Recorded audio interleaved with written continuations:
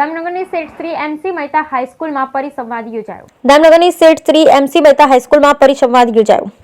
દામનગર ધોરણ 10 અને 12 માં અભ્યાસ કરતા વિદ્યાર્થીઓ માટે તમારી જાતને ઉજાગર કરો નામના કાર્યક્રમનું આયોજન કરવામાં આવેલ હતું. આ પરિસંવાદમાં શાળાના તબીબ તરીકે ઉત્તમ નામના પ્રાપ્ત કરેલ વાળા સાહેબ ખાસ ઉપસ્થિત રહેલ હતા.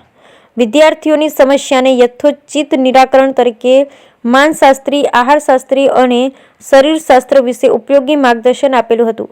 તદુપરાંત બાળકોની મન સ્થિતિ હકારાત્મક અભિગમ અપનાવે તેના ઉપર વિશેષ ભાર મૂકેલો હતો. Bureau report Natwarlal Bhatia.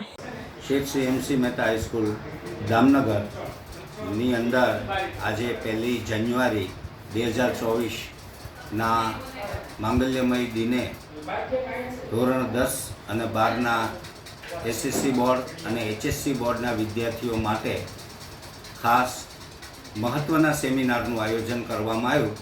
આ સેમિનારનું નામ bring out your best. The teenagers of MC Mehta હાઈસ્કૂલના તરુણો દ્વારા પોતપોતાના વૈયક્તિક પ્રશ્નો, શૈક્ષણિક પ્રશ્નો તેમજ આહારને લગતા પ્રશ્નો ઢસા સ્થિત ખૂબ જાણીતા તબીબ એવા વાળા સાહેબને પ્રશ્ન પૂછવામાં આવ્યા. વાળા સાહેબે ખૂબ સુંદર છણાવટ દ્વારા વિદ્યાર્થીઓના પ્રશ્નોનું સોલ્યુશન કર્યું તેમજ શાળાના સમગ્ર સ્ટાફ પરિવાર દ્વારા એક સુંદર મજાના કાર્યક્રમનું આયોજન કરવામાં આવ્યું. આપણે ખૂબ ખૂબ વાળા સાહેબના આભારી છીએ કે જેણે નિસ્વાર્થ ભાવનાથી માત્ર SSC અને HSC બોર્ડના વિદ્યાર્થીઓ તેમજ શાળા સમગ્ર વિદ્યાર્થી મંડળના વિવિધ પ્રકારના પ્રશ્નોની છણાવટ સાંભળી શાંતિપૂર્વક અને તેમના પ્રશ્નોને મેક્ઝિમમ સોલ્યુશન કરવા માટે પ્રયત્ન કર્યો. આજના દિવસે એક તબીબ તરીકે આહારને લગતા પ્રશ્નો, મનોવૈજ્ઞાનિક પ્રશ્નો તેમજ સ્ટ્રેસ અને ટેન્શન જે વિદ્યાર્થીને વધારે પડતી પરીક્ષાનું ભારણ અને પરીક્ષાનું ટેન્શન રહે છે, સ્ટ્રેસ રહે છે, તો એના માટે એને ખૂબ સુંદર મજાની કામગીરી કરી. Really we are thankful to you વાળા સાહેબ. અને નેક્સ્ટ ટાઈમ પણ તમે અમારી શાળામાં પધારો અને અમારા વિદ્યાર્થીઓ માટે આપ સરસ મજાની કામગીરી કરી એ બદલ ખૂબ ખૂબ આભાર. Thank you. મારું નામ વાજા દેવાંગ નરેશકુમાર છે. હું ધોરણ 10માં વર્ગ 6માં શેઠ શ્રી MC મહેતા હાઈસ્કૂલમાં અભ્યાસ કરું છું. અહીંના આચાર્ય શ્રી પાર્થેશભાઈ ત્રિવેદી તથા સ્ટાફગણ સહિત મને ઘણો પ્રોત્સાહન કર્યો અને મારી જે વિજ્ઞાન અને ગણિત પ્રત્યે રુચિ છે એમાં મને આવકાર્યું.